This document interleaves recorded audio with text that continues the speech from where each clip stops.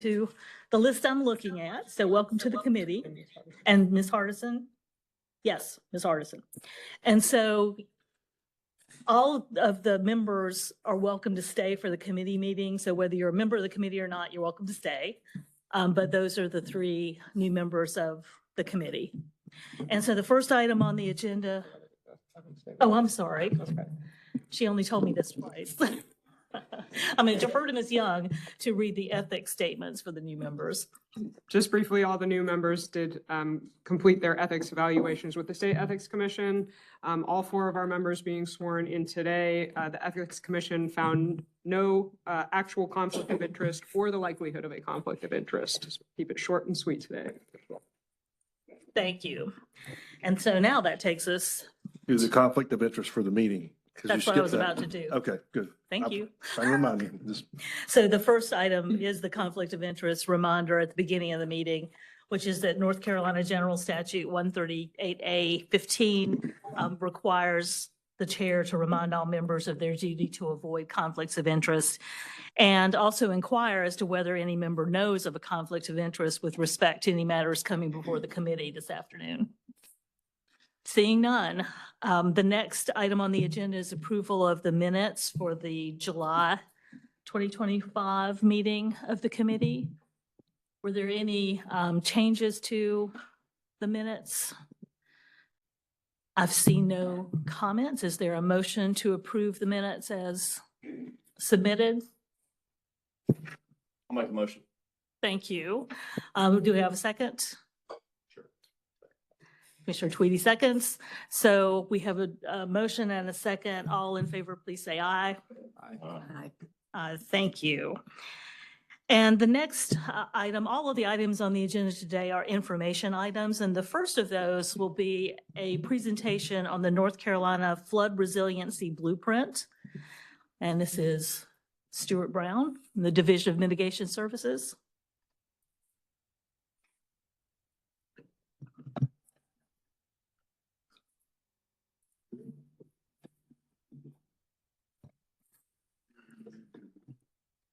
Use the mouse today. Okay. I'll do my best. All right. I'm Stuart Brown. I'm with Division of Mitigation Services, as noted. Thank you all for having me. I manage the flood resiliency blueprint for the state, and I've been in this position for about 1.5 years. This is my first time in front of this body. So again, thank you all for having me. But at least for some of you, I expect we have some things to catch up on. And so this presentation is really to give an overview of the blueprint and then an update of where we are in the progress that's been made to date. I'm open to questions as we go. If you all, I don't want to, if that works with y'all's rules of order, I'm open to questions as we go, but certainly there should be some time at the end to field any questions.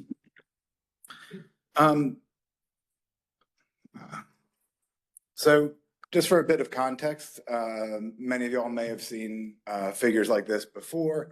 These are billion-dollar disasters in the state of North Carolina over the last 40 or so years. The greens, the yellows, and the blues are all flood-related disasters. So simply put, we are seeing more frequent, more severe, and more damaging flood disasters in North Carolina. And so the blueprint was established by the General Assembly in 2021. It was relatively shortly after Hurricanes Michael and Florence. And the goal at a very high level is to make North Carolina more resilient to flooding. So what does this mean? This means making the sort of proactive investments to not only reduce the likelihood and extent of flooding, but also reduce the impact of those floods, the disruption caused by those floods, and build the capacity for communities to either maintain key functions during the storm or quickly resume key functions after a storm. And I think the blueprint differs from kind of the way we have traditionally dealt with disasters, which is in through a disaster cycle where we focus on preparedness, response, and recovery. Those are all extremely important. Resilience is an opportunity to take a step back and make the sort of proactive investments that will reduce the cost and disruption from storms in the future. And there have been studies after studies that show that that sort of proactive investment pays off 4-to-1, 8-to-1, 10-to-1. Some studies show even higher returns in that sort of proactive resilience investment versus the cost of recovery after a storm.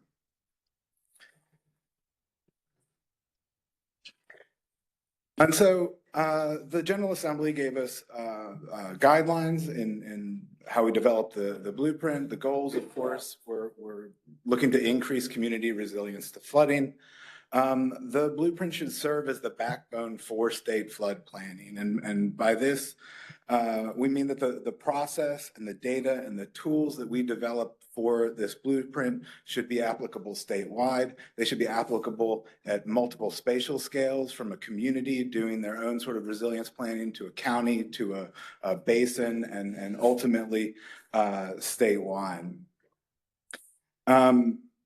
This third bullet point, the blueprint should reduce the cost and complexity for local governments in the planning and implementation of flood risk reduction projects. And this has really been a guidepost in the development of the program. How can we lower the barrier of entry to communities to take part in a planning process, to marshal funding, and to ultimately implement projects, right? A lot of the solutions for flooding issues are local, and we need local governments that have the capacity to take part in this process from planning to implementation. And then lastly, a successful blueprint should ultimately lead to a prioritized set of projects and funding strategies that the state can implement. So this is not meant to be a report that sits on the shelves or conceptual ideas of what may work. We want actionable projects that can be implemented as funding becomes available. We are currently funded and authorized to work in 6 of North Carolina's river basin: the Neuse, the Cape Fear, the Lumber, the Tarpamlico, and the White Oak in eastern North Carolina, and the French Broad in western North Carolina, which was added to our program in 2024. It was actually added prior to Hurricane Helene in response to a different flooding event, a more localized flooding event, but one that was quite damaging. I believe there were fatalities associated with that event.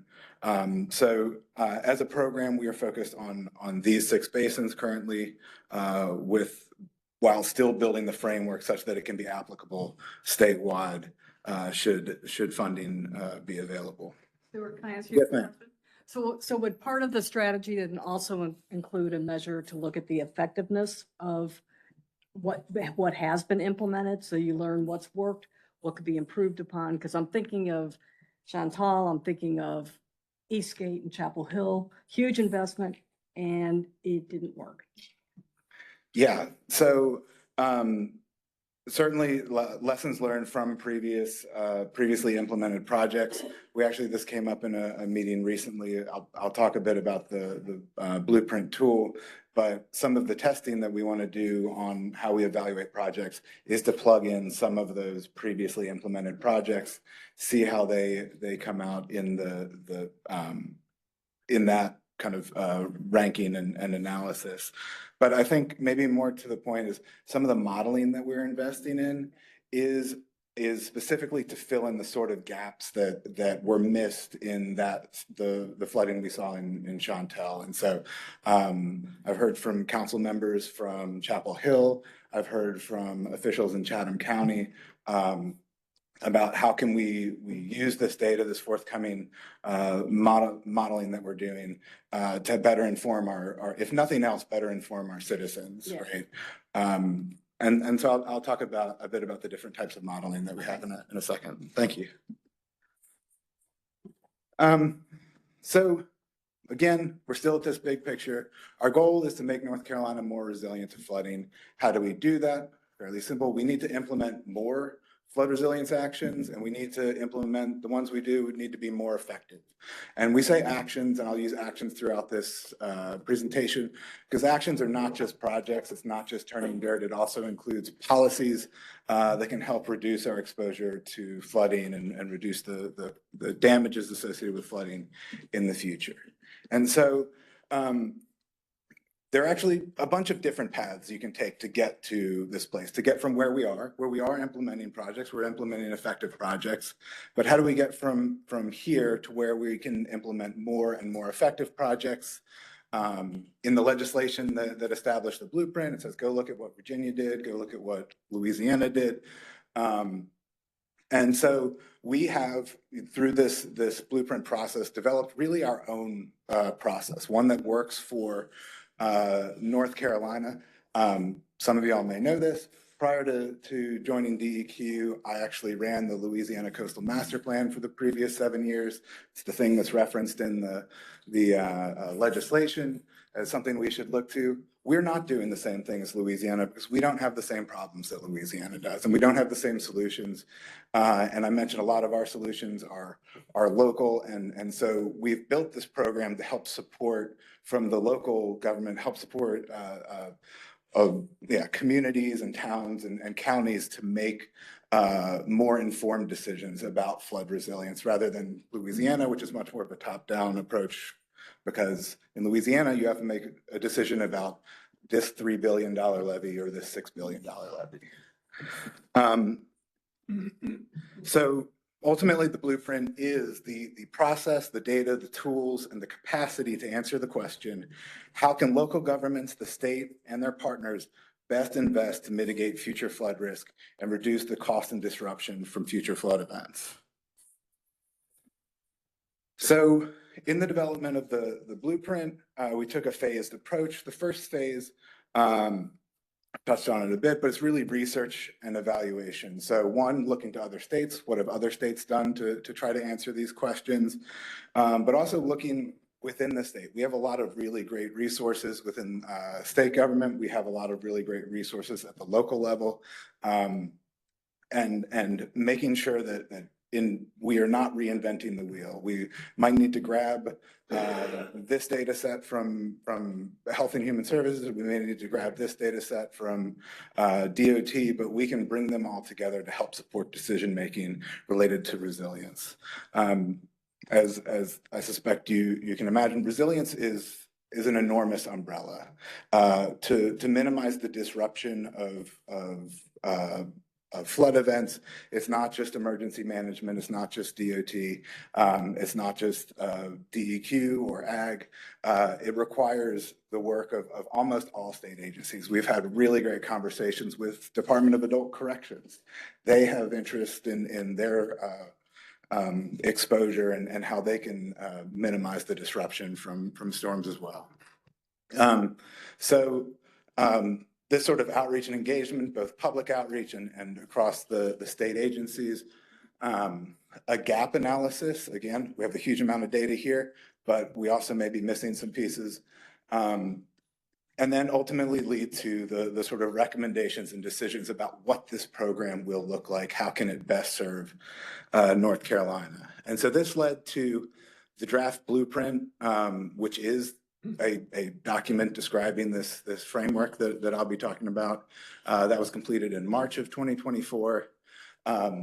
As a test, we did a draft new space and action strategy. I'll talk about base and action strategies later, but that is ultimately where we are coming up with those plans, those strategies for the sort of mitigation measures and policies that are going to be most effective at a basin level.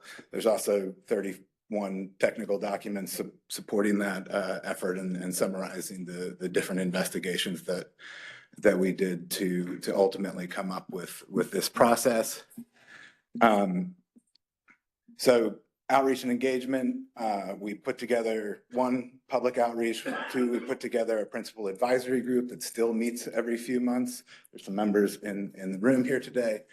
We put together technical advisory groups to provide guidance on different aspects of the program development. And to the right, it's hard to see, but that is a non-exhaustive list of the sort of representation that we have in those advisory groups. So it's not just government, it's not just NGOs or universities, but we're trying to engage industry and trade organizations and all of the potential stakeholders and those that have vested interest in flooding issues in North Carolina. And then just to hit it one more time, a real key piece to this is the coordination with our fellow agencies in the development of the program. We're relying a lot on their expertise, on learning from them, on having them advise us in the development of the blueprint. But as we are also implementing projects, we're able to provide our expertise and our support in making sure that as emergency management moves forward with mitigation projects, as transportation moves forward with transportation improvements, that they are considering flooding, not just flooding, but future flood exposure into their decision-making. So I mentioned we had a gap analysis. Part of the gap analysis is identifying what we're missing. Actually, that's the whole of, that is the gap analysis. What we are missing, we identified kind of, I'm going to speak to two pieces of that. The first is model improvements, and that we have ultimately made the decision to invest in. And the second is the online decision support tool that we developed for the blueprint. So to kind of to the question earlier, we have flood models in North Carolina or flood maps in North Carolina. Most of these are what we call regulatory flood maps. They are related to the National Flood Insurance Program. They are either made by FEMA or made in accordance with FEMA guidelines.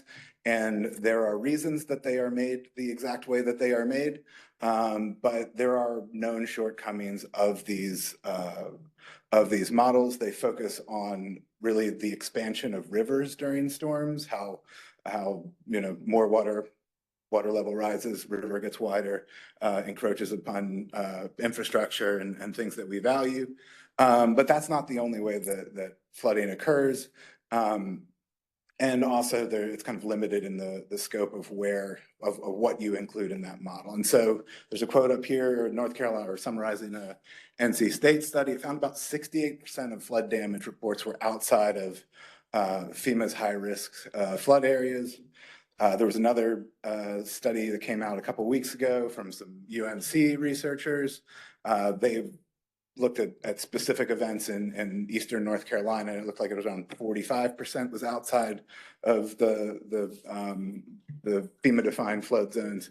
Either way, we are missing a huge piece of the picture if we're not capturing that flooding. If our goal is to mitigate flooding, we need to have a better understanding of where and how that flooding is occurring. So as part of this program, we have invested a significant amount of money, but importantly, a significant amount of time in developing those improved models for the 6 river basins in which we're working. And so it's hard to see, I apologize, but on the bottom there is an example of the gray is what would be captured in a FEMA regulatory flood map, and the blue, this is in Goldsboro, are areas that are captured as flooding in the 2D rain on grid modeling that we're doing.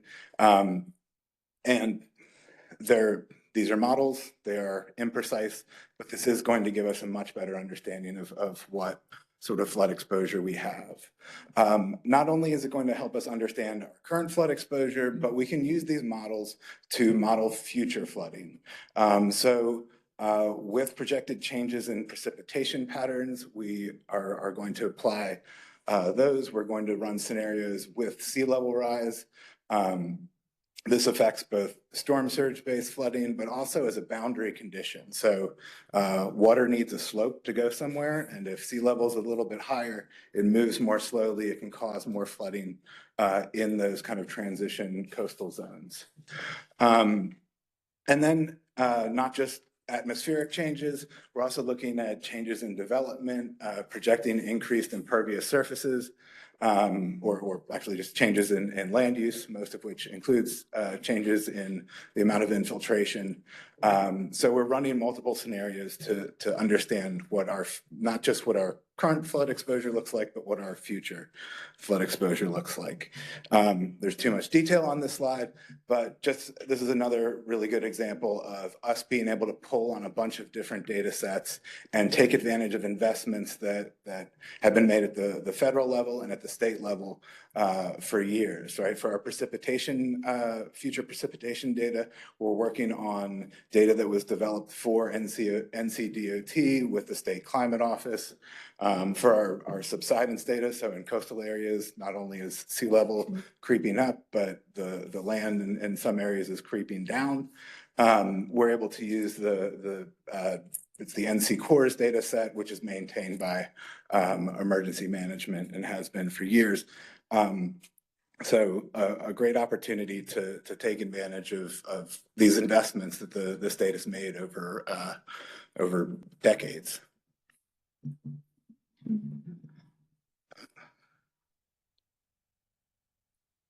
There we are. And so those models or the outputs of those models are really the driver then of the Blueprint tool. So the Blueprint tool, again, it's a decision support tool.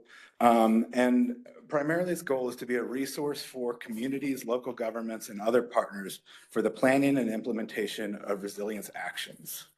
It should provide users with accurate data-driven flood risk and vulnerability assessments. It should allow users to explore, develop, and define flood resilience actions. And it should help users evaluate and prioritize effective flood resilience actions. It additionally has kind of internally facing value for DEQ and our fellow state agencies, but I will spend less time on that piece.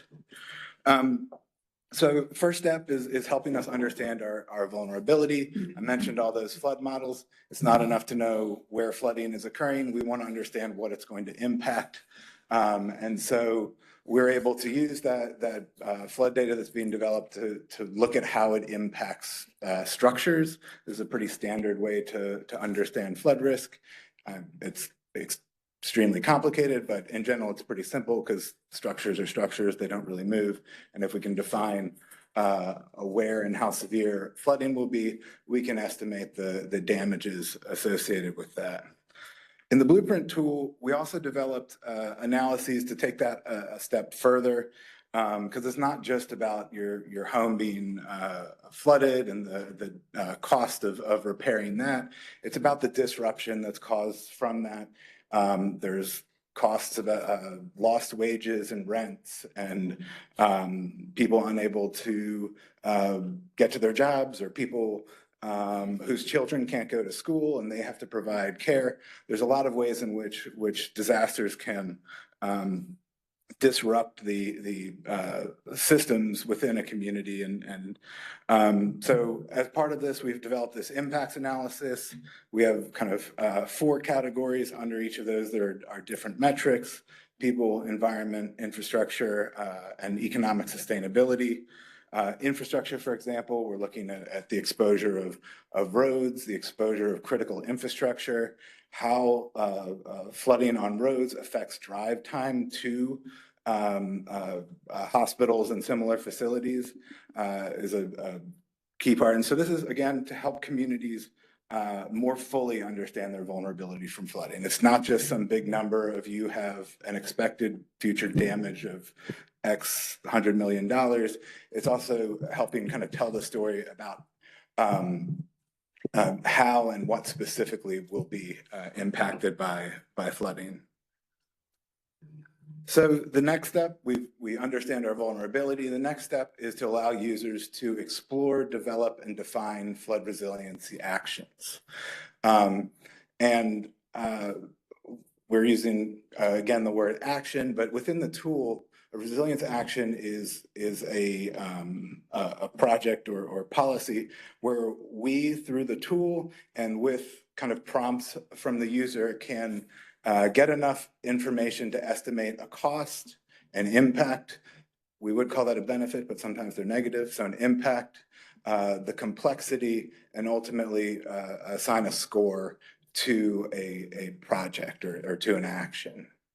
And so, again, a user identifies, areas that are at risk. A lot of users have ideas already, have plans and stuff, but a lot of folks really don't know where to start. And here, there's an opportunity to explore, okay, what sort of nature-based solutions might be available to me here? What sort of building level mitigation options might be available? Which of these might be a better investment for our community?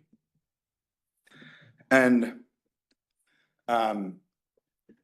well, I won't go into the details of the slide, but this is talking about kind of how it walks through users at different levels of expertise or familiarity with flood resilience. We know that City of Fayetteville is going to come to us and say, these are our 120 projects that we have studied and have developed feasibility studies for half of them. We're in engineering and design on the other, or on another 25 of them. But we also know there are a lot of communities that really don't know where to start. And the tool has kind of an entry point for all levels of where a user might come into the process. So the Blueprint tool, the next few slides are talking specifically about the tool itself. It is online, it is available. It was published in April of this year. With that said, we are continuing to build functionality.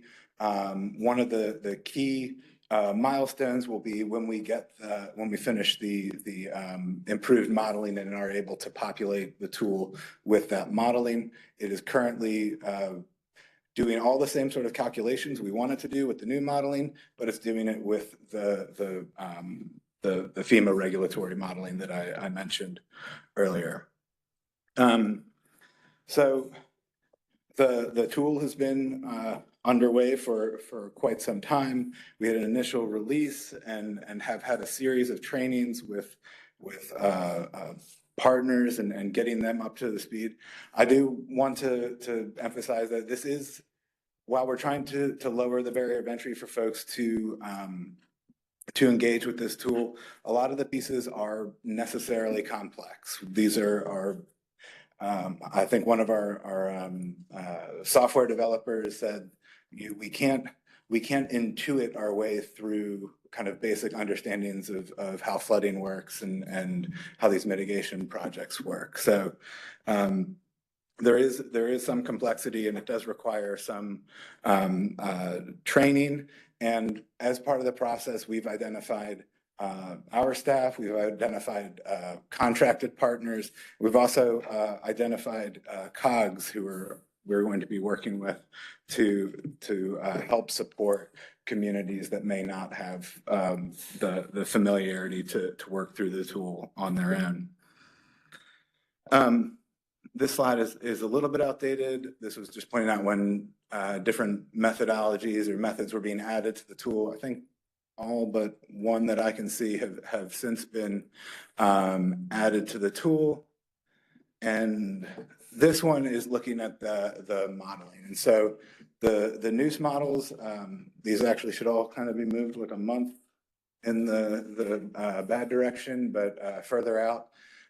So the noose models are expected, or the noose models either will be completed or are completed currently, will be completed very soon.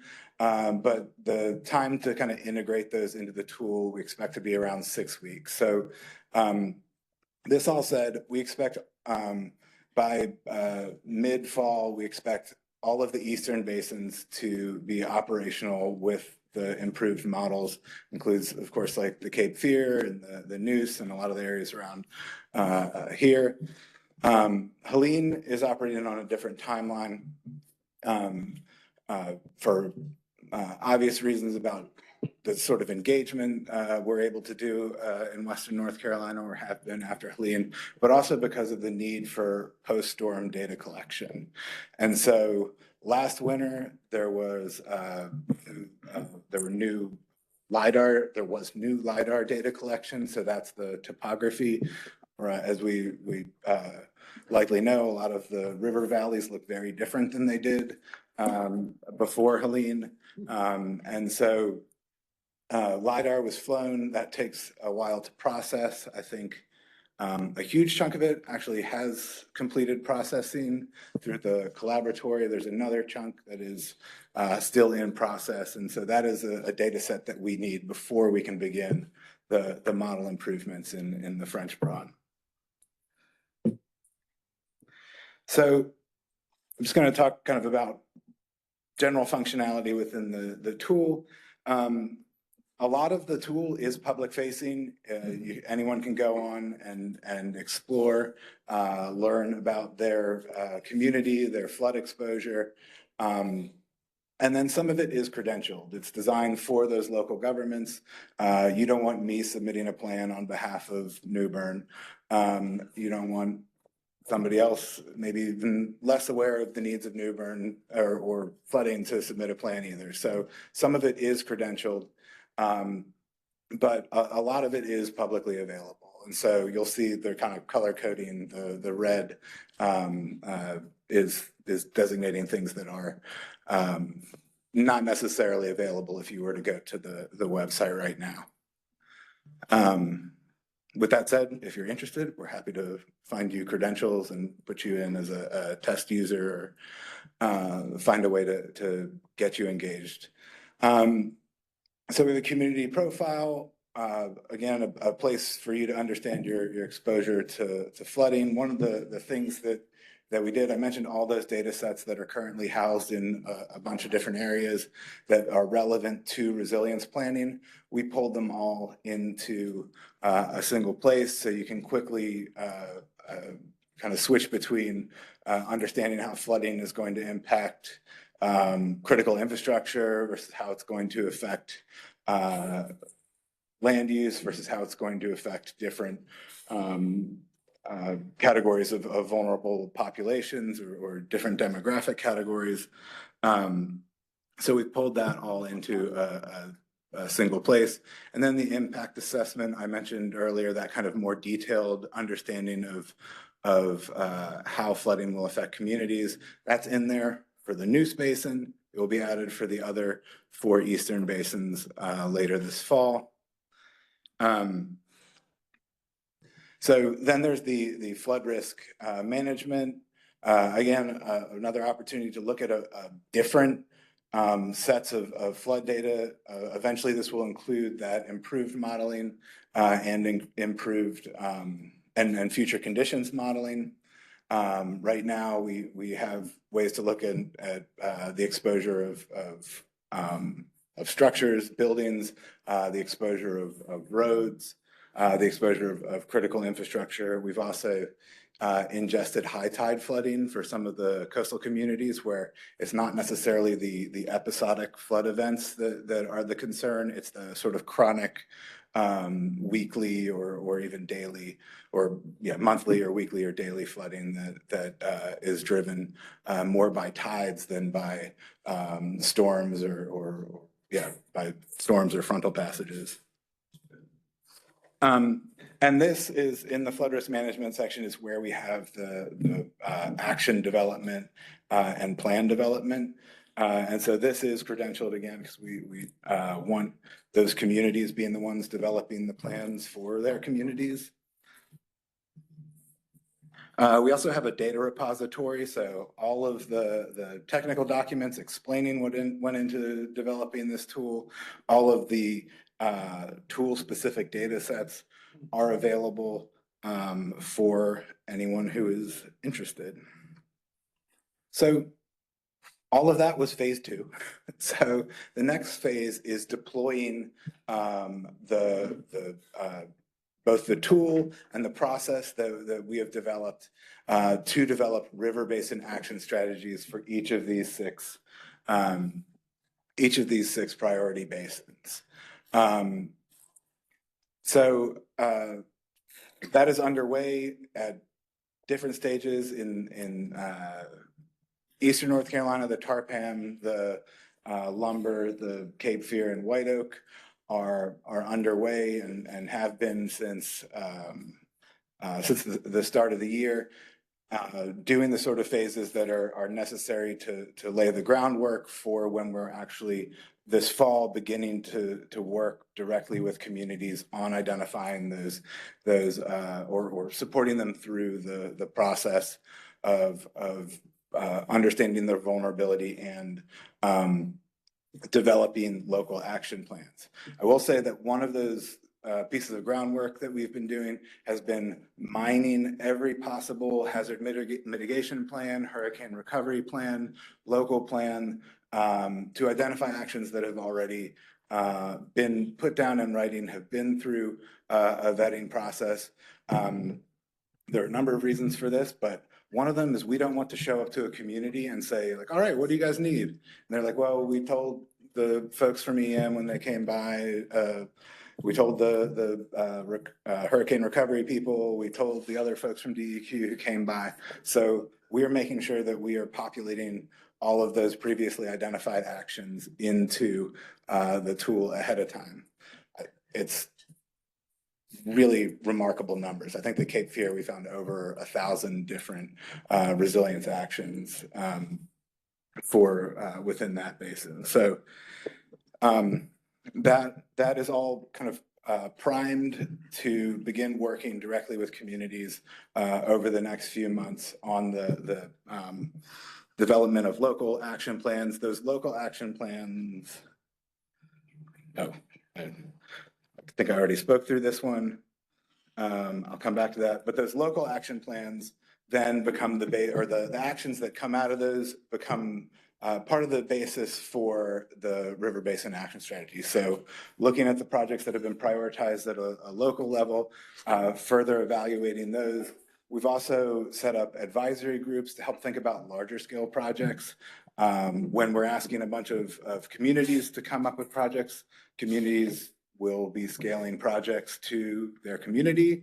They'll be scaling, in some cases, projects to the sort of funding that they think may be available. We also are asking our advisory groups to think bigger picture about what maybe some basin-wide or kind of across municipality or cross county scale projects might look like, and those are ultimately going to be the pieces that make up the River Basin Action Strategy. I do want to quickly touch on, we have 5, we just lost one person who went on to a really great opportunity, but we have 5 really excellent staff who are working in each of these basins and leading the development of these River Basin Action Strategies. In addition to them managing this really enormous effort in each basin, they are also building relationships with the local governments, with the key users in those basins, not just through this planning process, we're also implementing projects. And so they are building these relationships in a bunch of different directions.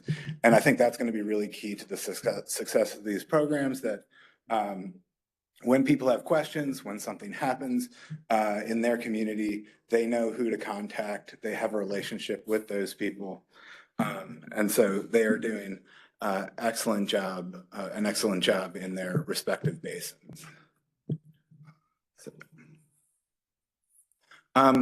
So this is all the planning side.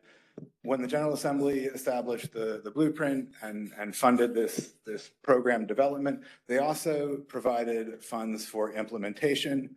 And we were, I think originally the conceit was that we would do this planning and then fund the projects that were identified through this process. This process necessarily is maybe a longer process than some folks expected. But again, we're investing in the sort of modeling that's going to help us make better decisions. So we began implementing projects trying to prioritize projects using the same criteria that we are ultimately going to be using in the blueprint tool and the development of the river basin action strategies, with the data that we have available for different for different proposed projects. And we've been working closely with other state agencies in partnership with them. So while we don't necessarily have the staff to administer a grant program, there are other programs in the state that are able to do that and have overlapping missions. And we've been able to work with the Land Water Fund. We've been able to work with the STRAT program through Department of Ag. We've been able to work with the Water Resources Development Grant Program, also in DEQ. And so this has given us the opportunity to move quickly and get much needed resilience projects on the ground. This map is unfortunately outdated, but right now we funded around 72 projects across the 6 basins. And that's around $34 million that has gone into implementation of projects across the 6 basins. So looking forward, this is kind of our projection of how these river basin action strategies are going to come together. It's actually like a little bit off. Some of those are going to be done a little bit earlier. Some of them are going to be done in June of those first 5. The French Broad, of course, is working on a necessarily more deliberate timeline, but we do expect all 5 of the Eastern River basins to be completed by the middle of next year. And as we move forward, we're going to continue to improve and maintain the blueprint tool and continue to implement projects. So that is kind of where we are. Our goals moving forward are to continue to build. I mentioned the importance of our staff. We are doing what we can to keep them on and allow them to keep doing the good work that they're doing in each of their basins.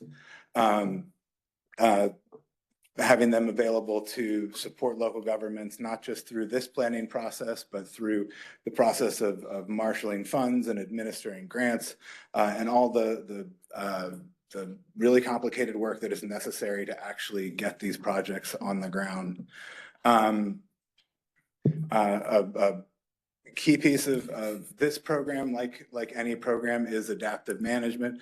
We need to continue to review our process, to build on the tools that we're developing, to build on the data that we're developing, to make sure that we are making the best, most well-informed decisions that we can. And lastly, ideally, we would like to expand the blueprint statewide to the other 11 basins not currently included in this round of development. So that is it. Thank you all. So I have one quick question, which is, I didn't see it here, it may be here, but if there is not the actual web address in the presentation, if you all could provide that, because commissioners may be interested in looking at that directly. Do other commission members have questions of Mr. Brown? Yes, Commissioner Tweedy. Thanks for the presentation. I'm curious on implementation going forward. How do you envision that occurring? Will DMS be the one primarily implementing projects, or do you see DMS being more of a facilitator, working with local partners, local entities, and they will be responsible for identifying projects and managing projects and finding funding and that type of thing? Because my understanding is the original, which may be wrong, is the original blueprint was put under DMS because DMS has a successful program of providing mitigation and managing projects and working with contractors directly to get those projects in the ground. So just curious your thoughts on that. I think the answer is all of all of the above, right? The money that was allocated to the blueprint, it was 96 million, it's now 76 million. That is, that's a great start. That is we can do some really good work with that. But the amount of need that is out there means that we need to be taking advantage of every potential funding source that is available. And like I mentioned, resilience is this broad umbrella. There are resilience projects that are related to transportation. I want Department of Transportation doing those. I don't know how to engineer a bridge. There are projects that are related to agriculture. We're working with ag on a pilot study looking at retrofitting farm ponds for detention purposes. We can take advantage of the expertise that Department of Agriculture has to do that. With that said, we're also piloting a full delivery flood mitigation, hopefully set of projects in partnership with the National Infrastructure Flood Mitigation Program. And that's a place for DMS to do the things that DMS is good at. And so I guess the answer is all hands on deck. We need locals leading projects. We need our fellow state agencies leading projects, and where DMS is particularly well suited to do that, we will do that. Any other questions? Yes. Just not take committee's time, but I got a couple, but I'm just going to say one. Mr. Brown asked if we could have credentialed access. I would like to get that to both the model, Yeah, if that's good for you. And I can follow up with you later on Yeah, questions please do. once I get access. Yeah. Look around. Thank you.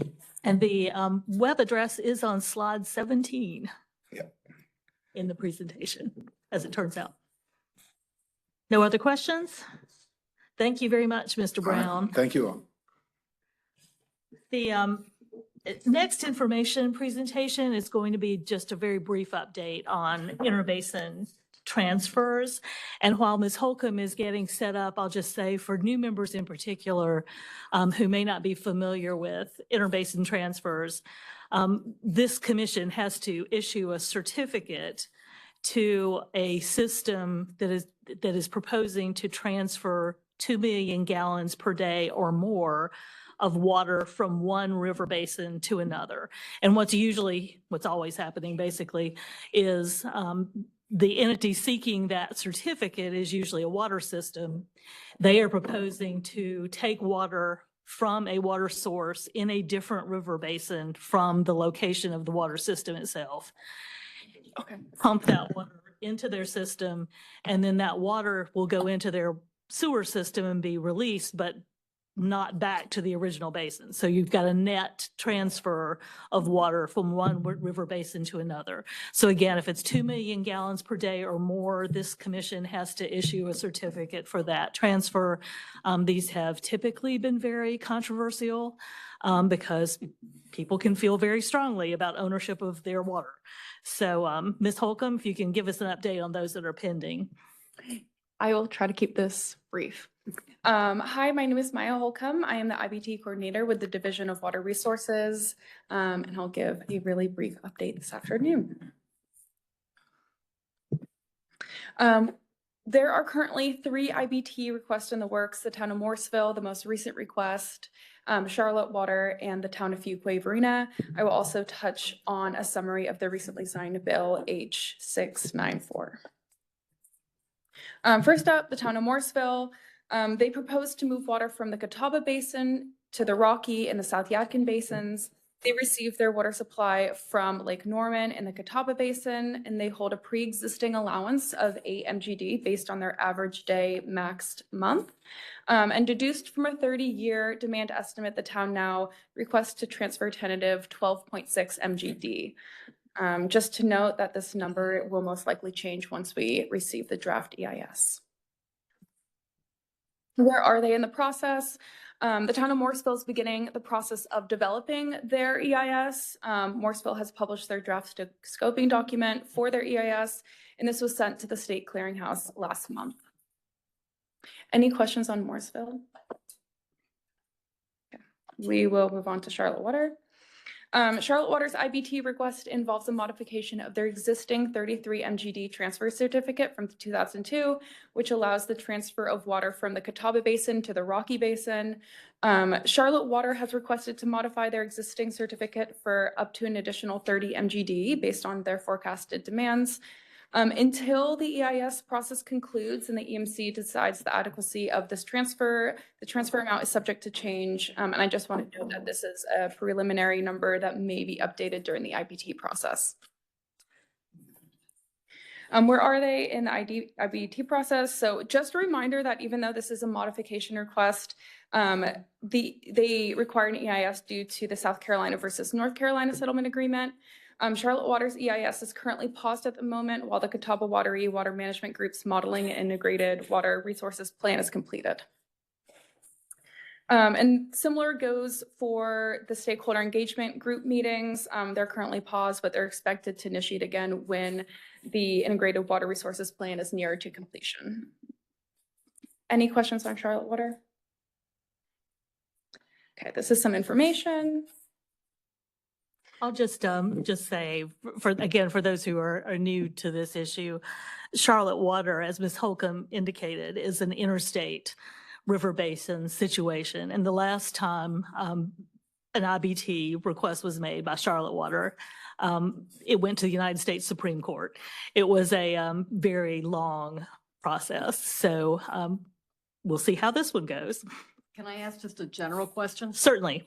So on this transfer, so it's what's the time frame for a transfer? Is it for 10 years, each year for 10 years, or? It really depends transfer by transfer. But I would say typically between 3 to 7 years. You talking about the process, or you talking about the transfer itself is permanent? It's permanent. Permanent. Yes. Oh, yeah, the process in order to get a transfer certificate. But once it's, so they would be receiving this amount of water forever? Yes, that's in perpetuity, yes, unless they came back with a modification of some sort, yes. Which Charlotte Water is asking for a modification from their 2002 existing certificate. So do you expect this one to also make its way all the way to the Supreme Court? No. Let's cross our Back fingers by now. popular demand? Let's cross our fingers now. Any more questions for Charlotte Water before we move on? Okay, so next we'll touch on Fuquay Varina. The town of Fuquay Varina is currently undergoing a new IBT certificate. The town has completed their draft EIS. In the draft EIS, a 6.17 MGD IBT request is proposed for transfer of water from the Cape Fear River Basin to the Neuse River Basin. And that's what I'll say about that. Fuquay has completed their draft EIS. The public may now request access to the OASIS model. The access request form is posted on DEQ's Fuquay IBT webpage that was put up about 2 weeks ago. The public may provide their first and last name along with an email address in order to request access. Prior to the public hearing for the draft EIS will go to the state clearinghouse for public review. And a public hearing for the draft EIS will most likely be scheduled around late fall or early winter. Before we move on to the bill, are there any questions on Fuquay? Commissioner Solomon? Yeah, question just overall, Mhm. Commission. Usually the IBT requests go down. They overproject and then they get hammered down, and that makes everybody feel better. Fuquay's went up by 33%. So do you see that as a impending problem here with the EIS process or with the notification? It was flagged on your slide specifically, so that's why I asked.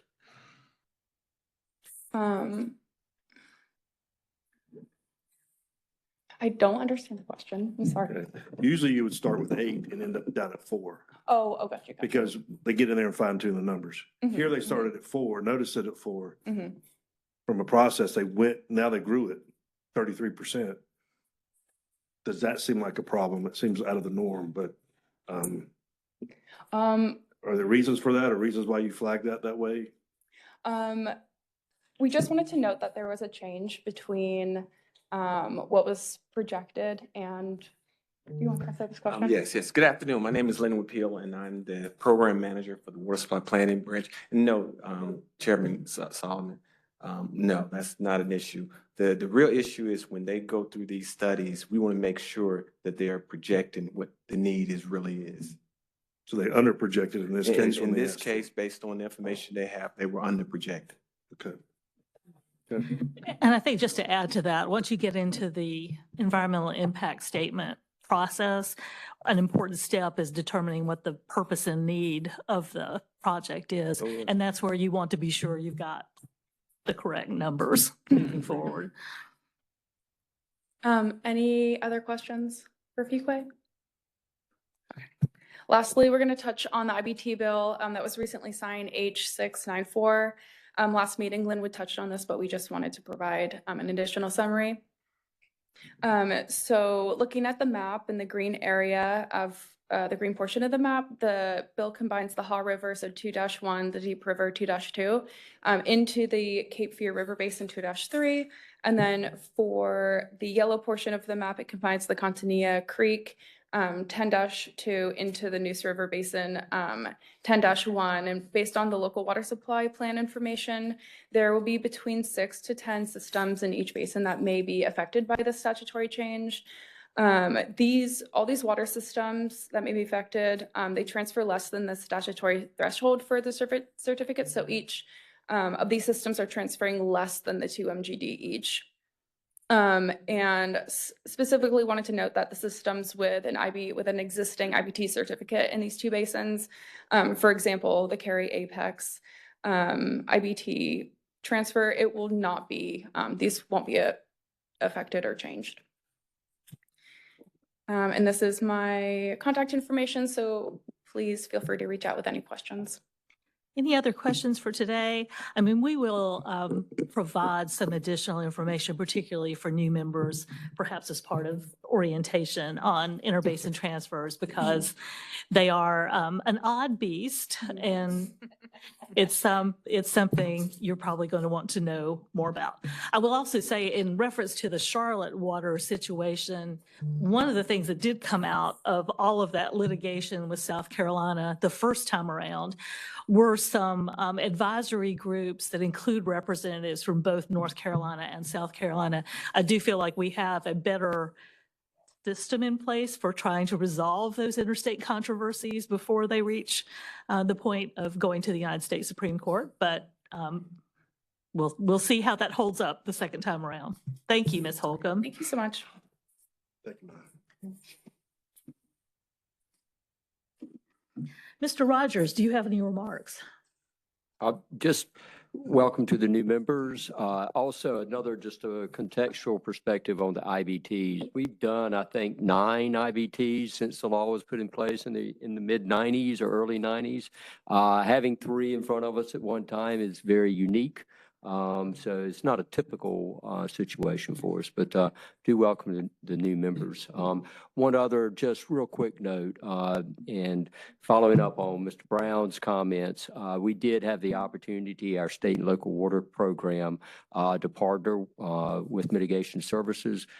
We've allocated and we've approved, I think, six projects or a few more, up to $5.8 million.